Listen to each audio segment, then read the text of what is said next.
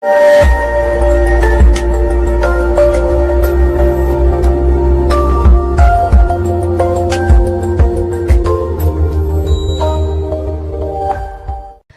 Zain bongkar sumber duit Habib Bahar dan HRS hingga bisa kaya. Ada majikannya. Kalau saya melihat Rizik dan Bahar ini pedagang agama.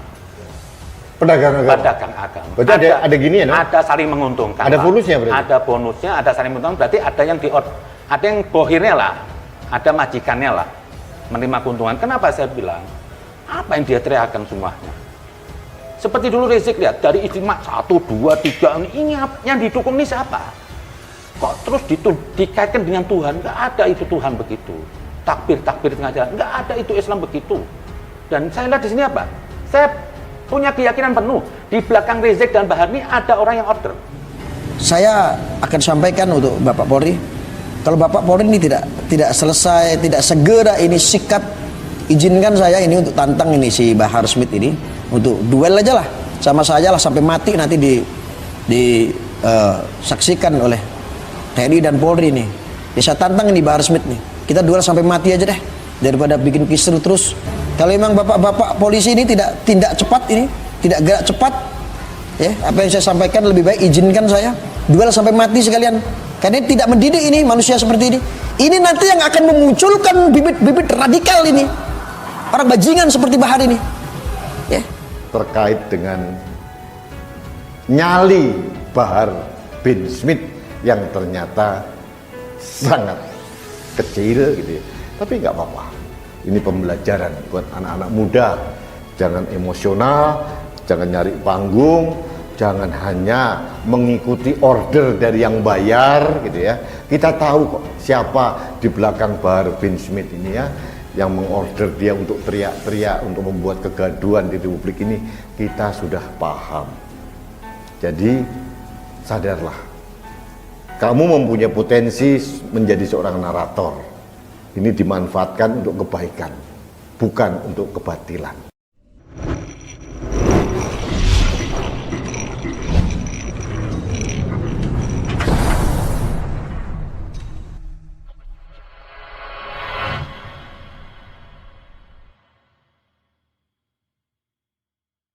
Habib Zain Assegaf mengungkapkan soal sumber aliran dana alias duit yang disebutnya diterima oleh Habib Bahar bin Smith dan Habib Rizik Syihab hingga bisa kaya raya. Pria yang akrab dikenal sebagai Habib Kribo ini menegaskan bahwa kekayaan Habib Bahar dan Habib Rizik tak lain dari berjualan dan menjadikan agama sebagai bisnis. Kendati demikian, mereka tidak bergerak sendiri. Tentunya ada sosok besar penyokong dana di belakang mereka yang biasa disebut sebagai majikan alias bohir. Kalau saya melihat Rizik dan Bahar ini adalah pedagang agama. Ada saling menguntungkan lah, ada bonusnya. Berarti ada bohirnya lah ya. Ada majikannya sehingga bisa menerima keuntungan. Kata Habib Zain dalam bincang-bincang bersama Rudy S. Kamri yang dikutip dari Hops.id pada Kamis 23 Desember kemarin. Terlebih dugaan itu semakin menguat lantaran sikap keduanya yang terang-terangan mendukung suatu pihak, bahkan mengaitkannya dengan agama. Kenapa saya bilang apa yang diteriakkan semuanya?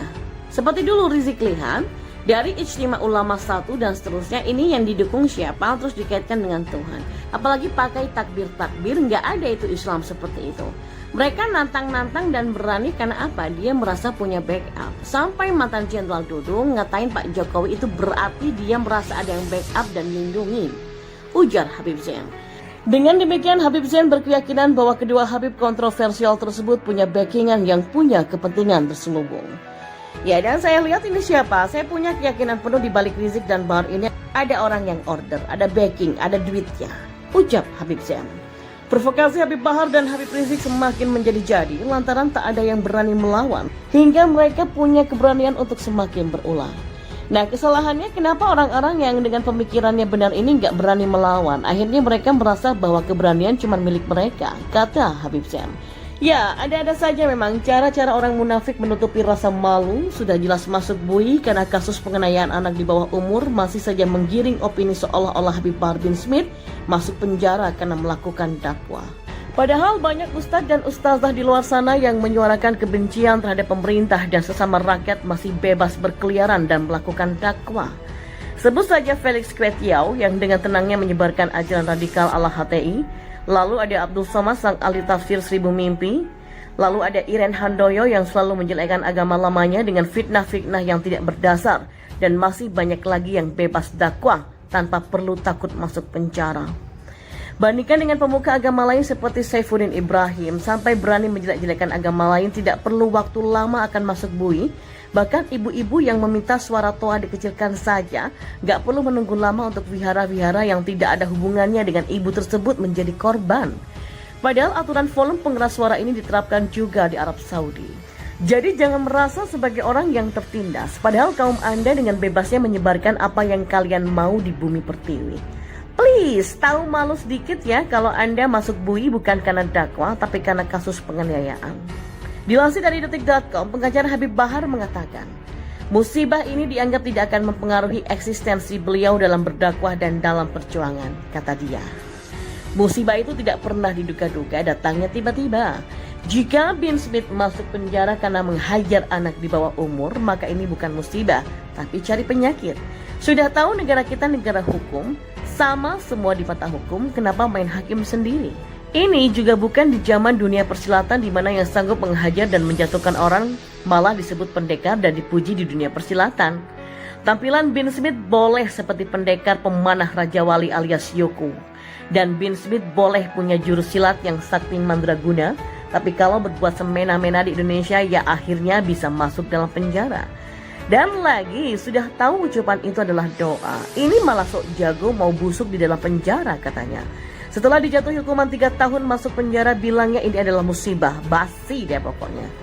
Berbicara soal eksistensi, semua orang juga tahu selama belum masuk liang kubur ya pasti masih eksis. Apalagi banyak rakyat Indonesia yang masih bodoh mendewa-dewakan seseorang yang punya gelar Habib walaupun telah terbukti melakukan sifat yang tidak terpuji.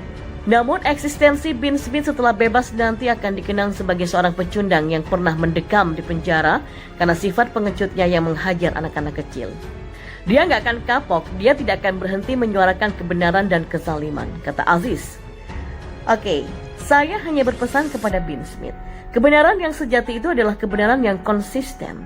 Jika menurut antum menghajar anak kecil karena mengaku-ngaku sebagai cucu Nabi adalah kebenaran, maka silakan injak-injak novel Bamukmin yang dengan seenaknya menempelkan gelar Habib di belakang namanya, karena beliau sudah dewasa dan seharusnya lebih paham dari anak kecil bahwa gelar Habib itu tidak main-main.